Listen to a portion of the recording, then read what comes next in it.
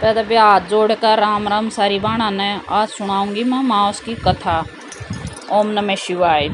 वह भादो माउस की पेठोनी माउस की कथा। वह एक राजा था, उसकी बहुत बढ़िया राजा था जो अच्छे तरीके प्रजा के साथ अपना बड़े प्रेम तरह करता। उसकी रानी भी बहुत प्रेम करती थी अपनी प्रजा से, अपने परिवार प्रजा अपनी राज्य और प्रजा दोनों से बहुत अच्छे से रहती थी। और राजा के महल के सामने एक साहूकार की हवेली थी जिसमें अपना दोनों जनिया की मित्रता होगी, साहूकार की बीवी की और रानी की। तो एक दिन राजा रानी अपना आराम कर रहे थे महल में, तो साहूकार के घर तक बड़ी रोन की रुदन मचान की आवाज़ आई। तो रानी बोली राजा था महाराज के बात से आज साहूकार की हवेली में तो बड़ी रुदन मचाने की आवाज़ आ रही है। तो राजा ने बोला कि रानी आज उनका बेटा ख़त्म हो गया, तो वो बड़े दुखी हैं वो लोग, इसलिए उनकी रुदन मचाने की आवाज़ आ रही है, रोने की आवाज़ आ रही है। तो रानी बोली बोला ये दुख क्या होता है महाराज? बोला रानी दुख क्या बताऊं, कैसे समझाऊं तने दुख क्या होता है? एक काम कर, बोला यूँ कर, अपने कुंवर ने राजकुमार ने हवेली ते नीचे फेंक दे तो तुझे आपको पता चल जाएगा भाई दुख क्या हो है। तो रानी बेचारी भोली थी, उसको पता नहीं था। उसने राजकुमार को उठाया और हवेली के नीचे फेंक दिया।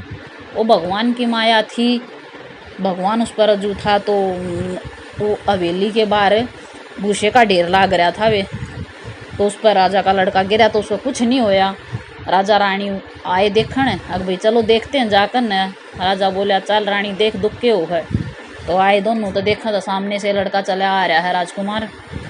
तो राजा बोले ये तो बड़ी आश्चर्य की बात हुई कि भाई राजकुमार को कुछ नहीं हुआ इतनी ऊंचे से गिरने से भी। तो रानी फिर बोली बोला महाराज दुख क्या होता है? तो राजा बोला बड़ा पंगा है, अब क्या करूं? राजा के समझ में आई कि उसके पड़ोसी राज्य के राजा की लड़ाई छिड़ी हुई थी जहाँ पर राजा के सैनिक लड़ने गए थे। तो राजा बोला ऐसा रानी मैं युद्ध लड़ने जाऊँ अकेला ही, और जब मेरे मरने की खबर तेरे पास आए तो पता चल जाएगा तुझे कि भाई दुख क्या होता है। तो रानी बोली थी बेचारी, उसने फिर भी कह दी बोला ठीक सा महाराज। राजा चला गया। अब भगवान की माया से राजा अपना लड़ाई जीत कर नगर वापस आ गया। तो रानी का फिर वही सवाल महाराज दुख के हो है? तो राजा के समझ में नहीं आ रहा था कुछ भी, क्या करूं? राजा बोला रानी ऐसा है चलो गंगा स्नान चलते हैं और गंगा की धारा में मैं बह जाऊंगा, और फिर जब मैं बह जाऊंगा तो उसके बाद तुझे पता चलेगा भाई राजा नहीं रहा, तो तुझे पता चल जाएगा भाई दुख क्या होता है। मेरा ठीक से महाराज चाल पड़े। अपना राजा ने सवारी तैयार कर ली अपनी। उधर कैलाश पर्वत पर महादेव पार्वती से बोले कि पार्वती चल आज पृथ्वी लोक पर घूम के आएंगे। ठीक से महाराज। तो महादेव ने बकरे का रूप धारण कर लिया, तो पार्वती ने बकरी का कर लिया। अब रास्ते में एक बड़ी सुंदर बावड़ी थी जहाँ पर महादेव पार्वती बकरा बकरी के रूप में वहाँ पर घास चढ़ने लग रहे थे। और सुंदर बावड़ी देख कर ना वहाँ पर राजा की सवारी वहाँ पहुँची। तो रानी ने देखा भाई ये तो जगह बहुत सुंदर है। तो रानी बोली बोले महाराज यहाँ पर विश्राम करेंगे। और राजा बोला ठीक से।